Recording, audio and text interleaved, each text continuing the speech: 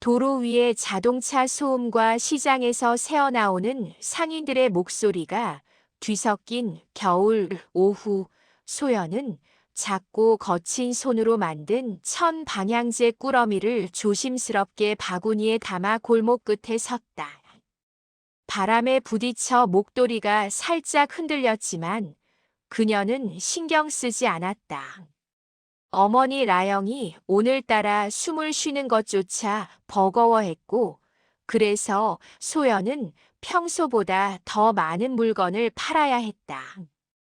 천 조각을 잘라 이어 붙인 작은 방향제는 냄새도 향기도 익숙한 듯 했지만, 오늘따라 누군가를 끌어당기는 묘한 기운을 느끼게 했다. 라영은 오래된 반지하방 안에서 장기침을 섞어가며 바늘질을 이어가고 있었다.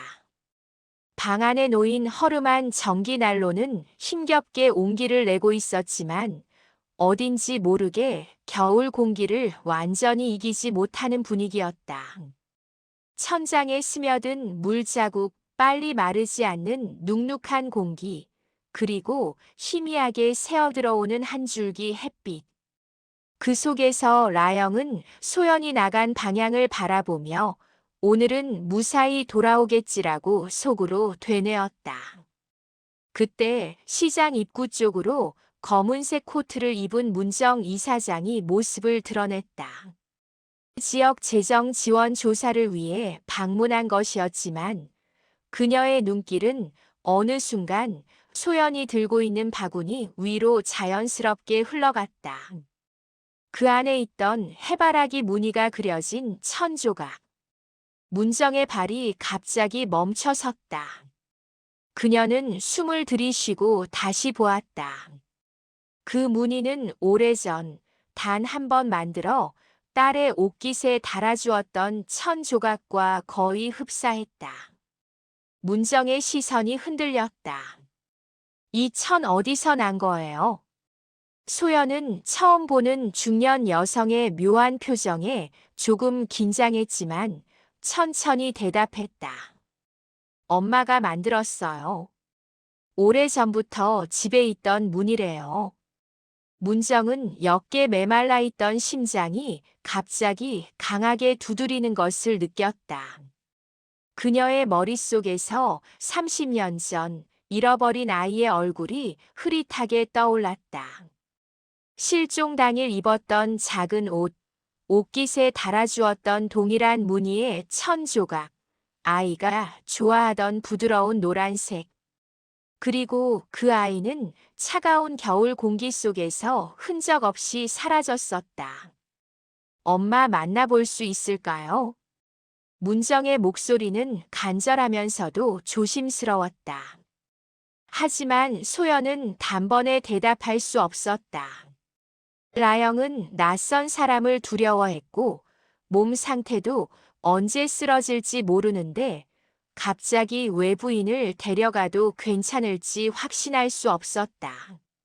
무엇보다 라영은 자신의 어린 시절에 대해 거의 기억하지 못했다. 보호소에서 자랐고 과거 기록도 희미했다. 소연이 아는 건 단 하나, 라영의 목소리는 따뜻했고 자신을 사랑한다는 사실뿐이었다. 문정은 잠시 말을 잇지 못했다. 마음 한쪽에서 묘한 직감이 들끓었다. 혹시 정말? 하지만 스스로도 쉽사리 그 가능성을 인정할 수 없었다. 너무 오랜 시간 동안 너무 많은 가짜 단서들과 실망을 경험해 왔기 때문이다. 그러나 오늘 이 작은 천 조각은 이전의 어떤 단서보다도 강렬한 파동을 가지고 있었다. 소연은 문정의 강렬한 눈빛이 부담스러웠지만 도망치지 않았다. 이 사람에게서 무언가 절박한 기운이 느껴졌기 때문이다. 제가 먼저 엄마한테 말씀드려 볼게요. 그 말을 남기고 소연은 바구니를 꼭 끌어안은 채 골목 안쪽으로 달려갔다. 반지하방 문을 열자마자 퀴퀴한 냄새와 따뜻한 공기가 밀려 나왔다. 엄마, 오늘 좀 이상한 분을 만났어. 라영은 약한 미소를 지으며 소연을 바라봤다. 또 무슨 일 있었어? 소연이 들려준 이야기를 듣는 동안 라영의 표정에는 복잡한 감정이 어렸다. 낯선 사람이 자신을 만나고 싶어 한다는 사실 자체가 부담이기도 하고 두려움이기도 했다. 그리고 라영의 심장 한편에도 설명할 수 없는 미묘한 불안이 피어올랐다.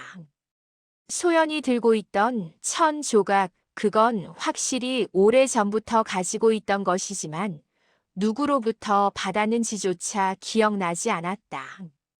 과거는 안개처럼 지워져 있었고 어떤 장면을 떠올리려 하면 머리가 아플 정도로 막혀 있었다. 밤이 되자 소연은 잠든 라영 옆에서 천 조각을 손가락으로 쓰다듬었다. 그 무늬는 시간이 흘러도 색이 바래지 않았고 손길에 따라 은은한 따뜻함이 느껴졌다.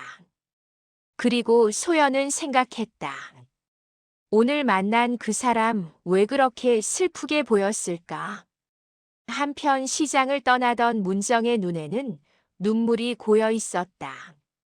그녀는 이미 마음 깊은 곳에서 어떤 가능성을 부정할 수 없게 되어 있었다.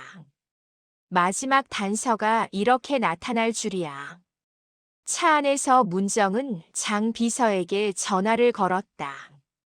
라영이라는 분의 기록 가능한 모두 확인해 줘요. 오래된 보호소 자료도. 문정의 목소리는 떨리고 있었다. 그리고 이렇게 서로 다른 세 사람의 시간이 아무도 예상하지 못한 순간에 조용히 맞물리기 시작했다.